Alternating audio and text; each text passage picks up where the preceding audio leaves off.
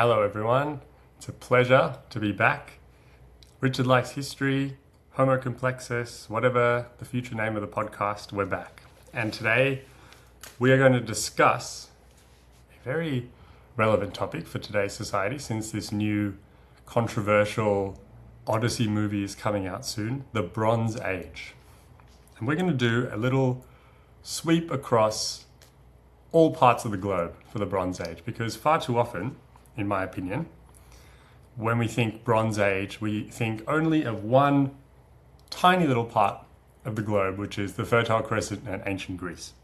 So that's going to be about 1/8 of the things that we talk about today. So let's start with what the Bronze Age is, when it was, and sort of what defined it. And then we'll get into why the name is kind of stupid.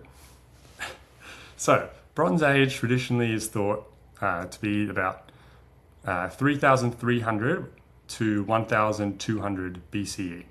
So, to put that in terms of how long ago it was from today, it's like over almost 5,500 years ago to about 3,200 years ago. And how do you make bronze? You need copper and tin. So wherever these things were mined and wherever they were mixed, human beings were making bronze around this time, at least in some parts of the world. We'll see how that is not really the case for most of the globe, but it is for the things that Western Europeans focus on all the time. So it sort of derives from, since we have this idea that civilization, in quotations, started in the Near East or the Middle East, essentially Iraq. If we go back to, I kept harping on about the importance of Iraq and especially Baghdad. That was a bit later though, in the very first episode I did for this series. But we're back. We're back in the lands of the Tigris and the Euphrates.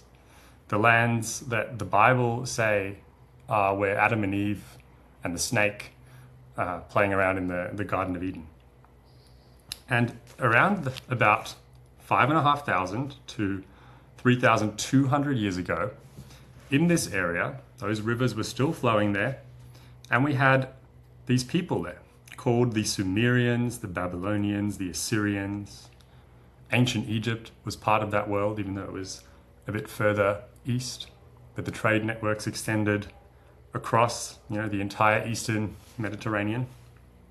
And this is where it's commonly thought that writing was invented for the first time. We have these very curious looking, to our eyes today anyway, cuneiform markings and the hieroglyphs that we're all familiar with from the Disney movie Prince of Egypt and stuff like that.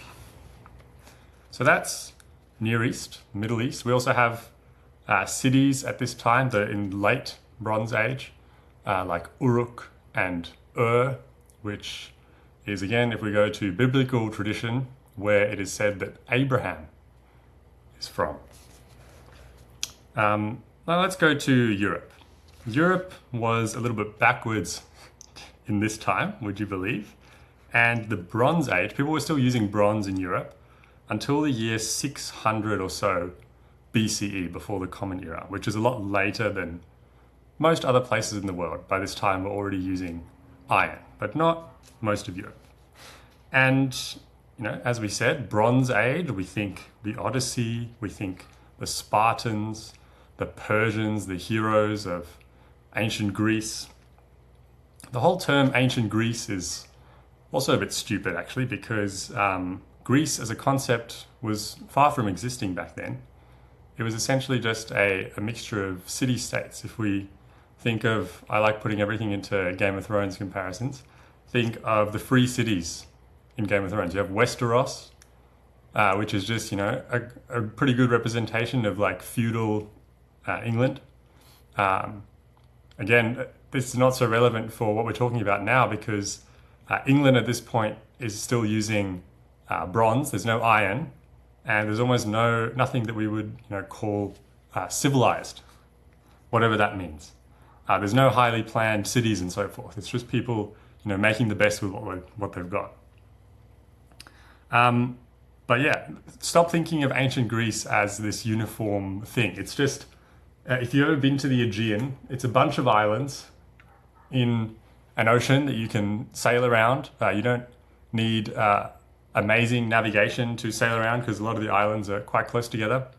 Quite treacherous. I think you can, run aground easily on rocks and so forth. But it's the perfect habitat for making short distance sailing journeys, and it's also really easy to trade from the Aegean between one another. And these, the most impressive anyway, that archaeologists say had the most impressive things going on, were what was called the Minoans from Crete. You've heard of a place called Knossos, that's where that is, and the Mycenaeans, which are, my Greek geography isn't super amazing, but I think it's sort of near the, what's it called? It's like the Isthmus of Corinth or something. There's like the Peloponnesian peninsula or something has a little narrow part, and that's where Mycenae is. And that's essentially the two bastions of ancient Greece, as we call them. So you can, next time you hear ancient Greece, you can think, no, that's Mycenae and Crete, or the Minoans in Crete. And this sort of age of bronze and hoplite warriors from Sparta and things like that last until around the first millennium before the Common Era. Remember, Homer is thought to have composed the Iliad and the Odyssey around 700 BCE. And this is right after the entire Bronze Age system in the Aegean and much of the world, at least the Mediterranean world, not really the rest of the world, has collapsed. There's something called the Bronze Age collapse, which is thought to have happened around 1200 BCE. Incidentally, that is, if you remember back to last episode, pretty much when Moses was said to be alive. So very interesting time where lots of, very fundamental ideas to the way that we think about ourselves today happened. At least the ideas that took root in, the Mediterranean and Europe that were then forced upon everyone else and to the extermination of most other things, which we're going to be reviving today. Let's go, done with Europe, let's go across east to China. This is not in any particular order. I'm just going to rotate the globe around, and for those just listening, I'll just explain where we are. We're in China now. China, as most of us know, has a very ancient history, also a very ancient history of being unified. And from around 2000 BCE to 700 BCE, 4,000 years ago to about 2,700 years ago, is when, historians assign this, Bronze Age label to China. And this was the Shang and the Zhou dynasties. And they, instead of just making, bronze swords and armor and stuff, were also incredibly skilled metal workers. And they were making these, very intricate bronze ritual vessels. And I always thought, the big terracotta army that's assigned to the first Chinese emperor, Qin Shi Huang, was from this time, but I was actually completely wrong. That's 500 years later, in 200 BCE. So China hasn't even got its first emperor yet, or what it calls its first emperor later. But it's already in the parlance of 18th, 19th, early 20th century Europeans. Some people still today, increasingly disturbingly on the internet, would call China highly civilized by this stage, even though it doesn't even have an emperor yet. Let's go to India now. One of my favorite parts of the world for just the complete subversion of history, at least through the Western lens, if you actually look at what happens in India. I think that's actually because the British were there for so long, they specifically, in the English-speaking world, that has been suppressed, whereas somewhere like China, there was the whole opium fiasco in China, which I will definitely talk about in a later episode, but they didn't have as much time to sort of suppress all the Chinese stuff, and they couldn't really conquer the whole place, whereas India, they really sort of messed it up. We're now in India 4,500 years ago in what's known as the Indus Valley civilization.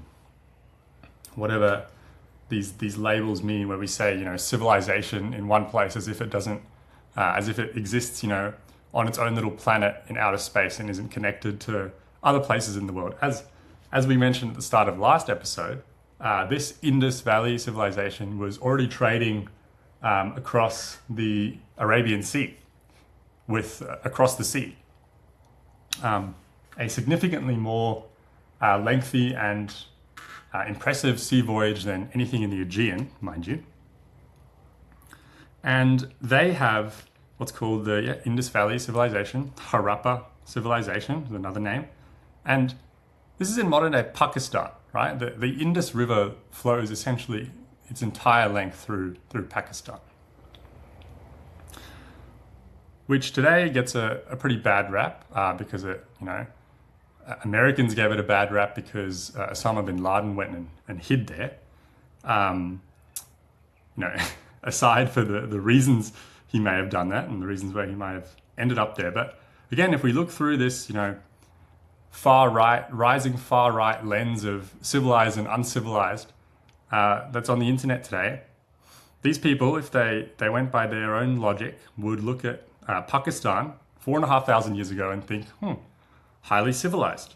Massive, highly planned cities, places like Harappa and Mohenjo-daro, multi-story brick houses, and perhaps the most impressive thing that I found anyway, toilets and sanitation systems. This is 3,000 years ago, up to 4,000 years ago. London was still, an absolute cesspit less than 200 years ago. So that certainly put things in perspective for me. These people were not drinking water with feces in it. This is not a recent invention. People used to do this, literally thousands and thousands of years ago. And now because, I'm going to really harp on about this, but now because a place like Pakistan or India is in what we call the third world or the global south, we forget that the people with the same DNA 3,000 years ago were far superior in civilizational terms to us. Now let's go to Africa, and particularly the south of Africa. They didn't even have a Bronze Age, right? They, for whatever reason, were never mixing the ingredients of bronze, copper and tin, because they didn't need to. They already had iron, and they already knew how to smelt it. So they were already in the Iron Age 3,000 years ago. The very first people in the world to figure out how to smelt iron, as far as I can tell anyway, were people from northern South Africa, Zimbabwe, Botswana, Namibia. Bet you've never thought of that before. And they were trading these worked iron objects. So there was a trading network. I'm thinking of a place called Great Zimbabwe now, but that didn't actually arise until 1300 in the Common Era. And this is like 3,000 years ago. So who knows, maybe there were, worked iron tools that made their way all the way from Southern Africa up into the north and then to India. I don't know if there's evidence of this, but there is definitely evidence of iron smelting 3,000 years ago in Southern Africa. So this entire Bronze Age label is completely irrelevant. If we simply move, a few latitude degrees south from Greece, which is essentially where the whole label stems from. Now, let's go to South America. Another place that, never gets talked about. Only really, and I'm guilty of this myself, only really in terms of, civilizational fall, like the Incas and the Aztecs and so forth. So what was happening there during the Bronze Age? They also didn't have bronze, surprise. They were no less successful and no less impressive, in my opinion. And around 3000 BCE to 1800, 5,000 years ago to 3,800 years ago. It's just colossal numbers, these. They were essentially mainly using two things: stone and cotton. That because of the fact that llamas are, abound at least on the western coast of South America. Again, this is probably quite a narrow view because I'm not talking about anything relating to the vast jungles of the Amazon, just what would later become the Inca Empire. But they had lots of llamas. They didn't really have the ability or the need to smelt metals, and because they were doing fine with stone. And the labels that have been attached to these peoples are things called, what have I written here? The Caral Supe, or the Norte Chico civilizations of Peru, which apparently, to our knowledge, is the oldest known civilization, again in quotation marks, in the Americas. And they didn't have a written script. Neither did many other peoples. It was only really Mesopotamia, as far as we know, that had writing at this stage. And they developed something which I find highly fascinating, and that I think, or at least I've heard some other history channels be quite condescending about. I actually think it's really impressive. It's something called the quipu system, and it's a complex system of knotted strings that they used to record data and to preserve history. They essentially had, independent of writing, they had a material system of record keeping using the things that they had at their disposal, which is essentially like llama fur. And yeah, if that's not sort of human ingenuity at its peak, then I don't know what is. Sorry, I'm completely referencing the Rest is History podcast here, because they were, in my opinion anyway, quite condescending about this knotted string system when they were still using this, thousands of years later, in the 1400s and early 1500s, when the Spanish arrived. The Inca Empire, which, remember, if you go back and listen to my Full of the Incas series, they are not a civilization that harkens back to the Bronze Age. They are quite young, quite a young, established empire when the Spaniards arrived, and they were still using the quipu system. So who knows how advanced it was? I don't know if anyone has made or extensive efforts to try and recreate it. It's probably too complicated for us to even conceive of now. Let's go next to, again, the place that we only really associate with Putin and the USSR and bad things today, Russia and Siberia. So what were they up to in the so-called Bronze Age? So 2100 to 1800 BCE is what I've got here written down. And this was apparently the absolute world center. Again, think about what this means here. 4,000 years ago, roundabouts, Russia and Siberia was the absolute hive of metallurgical innovation. And this was driven by two sort of distinct peoples, the Sintashta and the Andronovo. Apologies if I'm mispronouncing those. And the earliest, a crazy thing I found out, was the earliest spoke-wheeled chariot in the world. So the thing that we later associate with, I just, having recently watched the Prince of Egypt again, Egyptian pharaohs with their chariots, and Roman emperors with their chariots. Apparently, the first evidence we have of a spoke-wheeled chariot, which is only probably going to be functional for a long time if it's made of metal, was from Siberia and Russia. And what's called the Ural Mountains, which are a bit more to the east in Russia, near sort of the Volga River area, and the Altai Mountains, which are a lot closer to Mongolia, were massively mined for tin and copper, the ingredients of bronze. So these people were Bronze Age.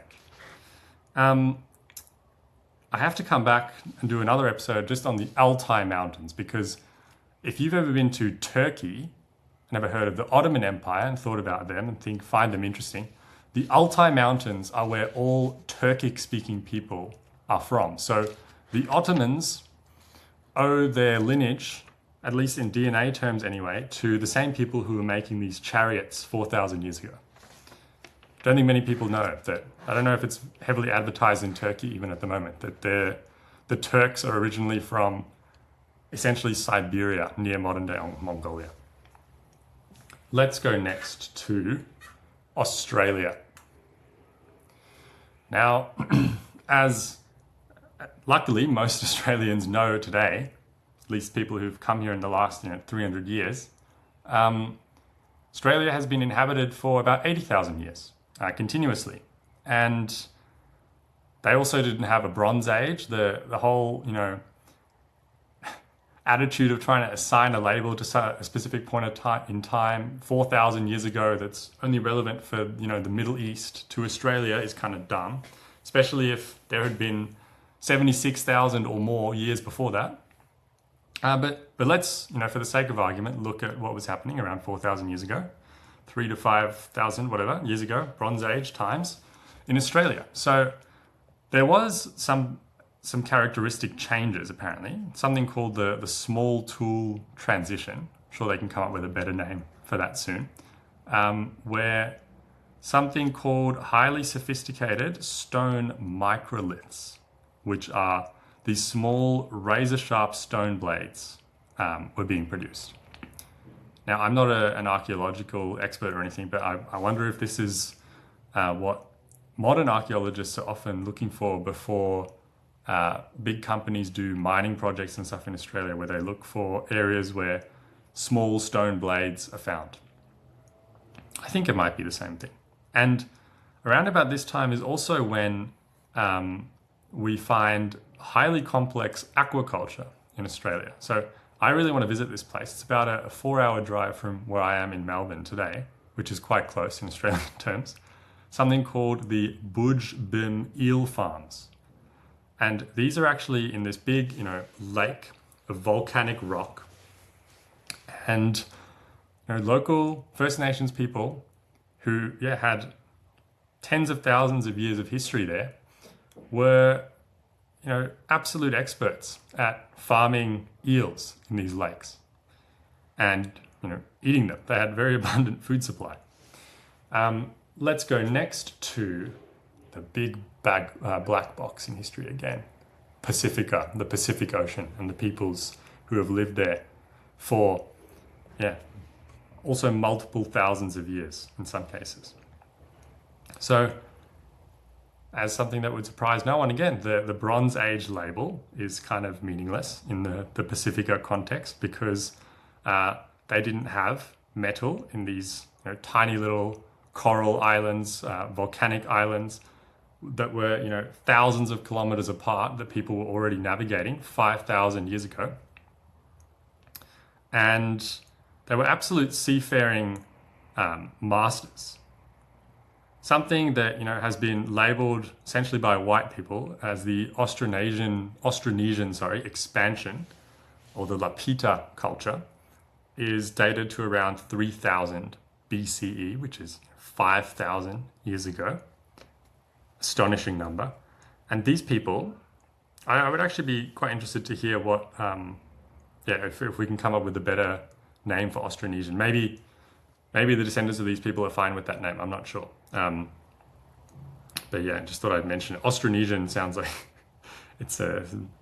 was made by a white person. Anyway, they originally came from Taiwan, and the sort of sequence that we think happened of how they sailed was Taiwan to the Philippines to Indonesia to something that is now, horrible name in my opinion, the Bismarck Archipelago, because it's in modern day Papua New Guinea, because the Germans, I assume, were in Papua New Guinea for a little while in the late 19th century, and they were obsessed with their, Admiral Bismarck. I'm assuming that's where that name comes from. They should definitely rename that to something better.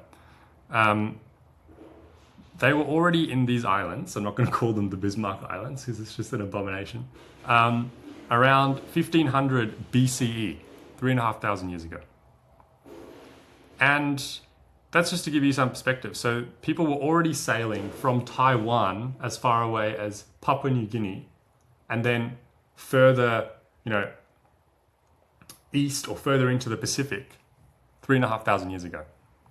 And who knows when the first Pacific crossing actually was. I think there might already be evidence for it, but I think we'll get to the bottom of that quite soon. So a couple of places left. Last two. Second last one is we're going to do a small little corner of Southeast Asia here. We've already done China, but there was something very interesting happening in mainland Southeast Asia. Places like Thailand, Vietnam, Cambodia, Myanmar, Laos, Malaysia, this area. But not the Indonesian archipelago, just talking about the mainland here. So around 5,000 to 3,000 years ago is something that archaeologists call the peaceful Bronze Age. So they also did have bronze, like the Chinese and like the Russians. It's clearly something that was happening across the Eurasian continent, but not essentially anywhere else. They also had wet rice agriculture, pig and cattle domestication in northern Thailand, in a place called Ban Chiang and Nan Nok Ta. And this is like 5,000 years ago. I had never, put these two things together. I thought that farm animals at that point were still restricted to the Fertile Crescent, places like Iraq, Mesopotamia. But these people were doing it. They also had wet rice agriculture, which I think is the first time that this has been recorded, earlier even than China. But I might be wrong, someone can correct me. And around about 4,000 to 3,500 years ago, they also began casting bronze. And notably, no evidence has been found of bronze weaponry in this area. So who knows, maybe they fought with other things, but it looks like, at least, people were quite peacefully just living side by side and trading for thousands of years here. Completely different to the at least the Bronze Age thing that I have in my head of Greeks going at it with big shields and bronze swords. Let's finish off with South America. We've done South America, North America. Okay. In North America, we had a truly weird thing happening. Again, around 5,000 to 3,000 years ago, we had a mega city of hunter-gatherers, which is completely contrary to what we normally think of as civilization and a big city. But the evidence is there. It's in Poverty Point, and it's from about 3,700 years ago. They had this highly sophisticated ceremonial and residential complex that people didn't live in year-round because they were still moving from place to place. And because they didn't have, again, iron or bronze, so this label, again, it doesn't really make any sense. People believe that most of the dirt removed to make these big mounds and these big ceremonial platforms that are massive. You can still go to this place today. In order to do all this excavation, because they didn't have metal tools, they were either using their bare hands, or we have evidence that they had woven baskets, so maybe they were using that. Didn't stop them though. They built these huge cities, and it's in the lower Mississippi Valley in modern day Louisiana area. And this was actually the center of a massive trade network in North America over land. So we have evidence here of pure copper. So they had pure copper, but they didn't have the tin, I guess, to make bronze. There was pure copper deposits and people making things from the pure copper around the Great Lakes area in northern USA, southern Canada. And they were coming to the lower Mississippi Valley to trade with people from around that area and other parts. So they found native copper tools, which were hammered into things like fish hooks, knives, and spears. So despite not having bronze, these people still had metal weaponry and metal tools in Poverty Point. And they also found the following trade items. They found obsidian from the Rocky Mountains. They found a rock called chert, which chips away nicely into very sharp edges and points from the Ohio River Valley. And they also found soapstone from the Appalachian Mountains. So clearly people were coming to this point, it's a very fertile area still today of, the plains of the US as the Mississippi River makes its way to the Gulf of Mexico. People have been coming here for thousands and thousands of years, and 5,000 to 3,000 years ago, 3,700 in the case of this Poverty Point mega city, there was this enormous amount of trade with thousands and thousands of people living in one spot. But they weren't agriculturalists. They were hunter-gatherers. What a fitting place to end, I think, and just a complete shattering of the image of the Bronze Age. So hopefully now, next time you hear that term, you can correct the person and say, listen, Bronze Age applies to Greece and Eurasia maybe, but think about the other places in the world and maybe call it something else for them. Especially you can tell them about Southern Africa, which didn't even have a Bronze Age and just went straight to smelting iron. Stay curious, everyone, and I'll see you on the next one.